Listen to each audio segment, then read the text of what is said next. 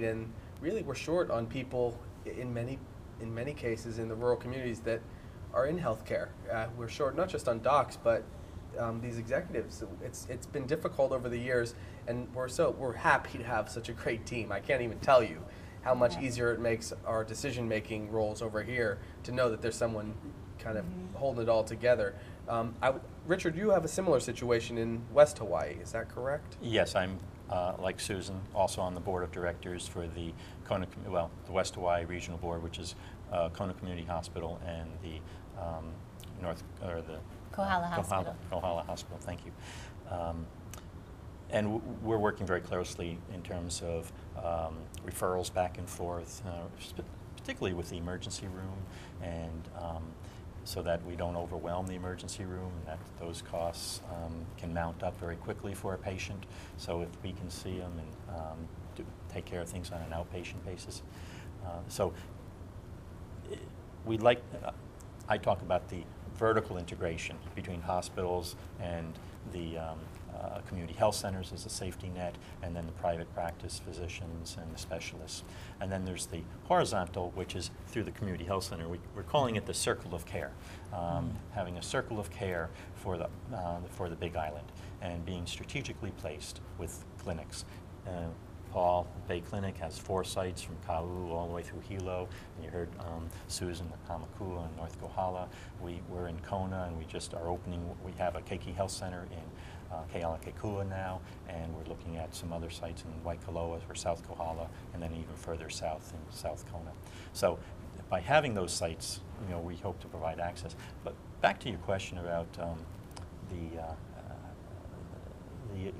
safety net. It seems to me, and it's what you mentioned, Senator, about the changing, because of the economics, there's a changing nature of who the uninsured are, or what the safety net is for. Where before you used to have a lot of private physicians who were taking insurance. Now they're no longer taking insurance. And if they're not taking insurances, people have to pay cash up front, and they may not be able to afford that pay that cash up front and wait for reimbursement. They may not know how to manage even filing a claim.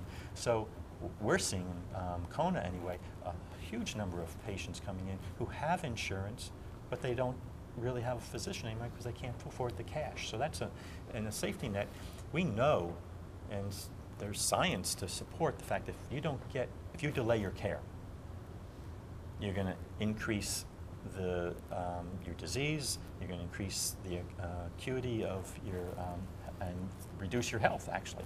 So, and then you're going to have more costly care because you go to the emergency room or the hospital, and it costs more. So a safety net, to me, is maybe a misnomer. We are, because we see the homeless, we see the uninsured, but we're also seeing those who have difficulty in accessing care. Well, the safety net has been, yes, it's been evolving, and so I say safety net in a very positive way, that the safety net now means kind of middle class. It's everybody. And just to point out a very specific point, in the course of experience here and in healthcare, people need to know that an emergency room visit, while often a wonderful place to be able to go at last resort, in Hawaii, an average emergency room visit costs $1,024.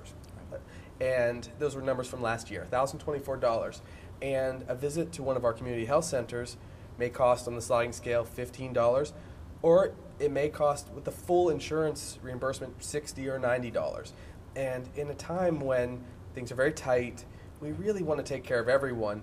And by having people go to the right places at the right time, we can offer a lot more care. And that's one of the real benefits I see to having a good, healthy community health center system, because you're offering the state, from my perspective, incredible savings. First, you're saving people the suffering from waiting on their health care. And second, you're saving major resources when someone might go to one of our other hospitals and their bill could be several $1,000s. And all of us at this table know no one can afford, if you are coming out of pocket, an emergency room visit. So it's really important that people understand the health economics also. Yeah, those are points, excellent points, well made. And it seems as though the economic realities are just increasing the challenges that you all face in terms of trying to provide the best care possible for the Big Island community. And I wanted to echo Josh's comments about, we really appreciate the attitude you folks have about working together, about teaming up, you know, especially given the growing challenges. It seems as though even in our last discussion session when we were talking about the residency program, how people from the community, especially on the Big Island, tend to come together, you know, to collectively, you know, meet those challenges. And it seems today, you know, providing the services you do and being such an essential part of that spectrum of healthcare services, I'm sure financing challenges are also, you know, facing you. And we know that that's one area too where we need to work together, right? Collectively and provide the best healthcare possible. And it seems as though, given the economic realities now, Senator Inoue is in a position where even in the last economic stimulus package, I think provision was made to have, I guess, specific funding provided to the community healthcare centers. And will that help you? And maybe what can we look forward to in terms of trying to work together better to provide for some of the financial needs of the centers? Why don't you tell us? Yeah, why don't you tell us about what you see going forward, the future of our health centers on Big Island? We have a few minutes left.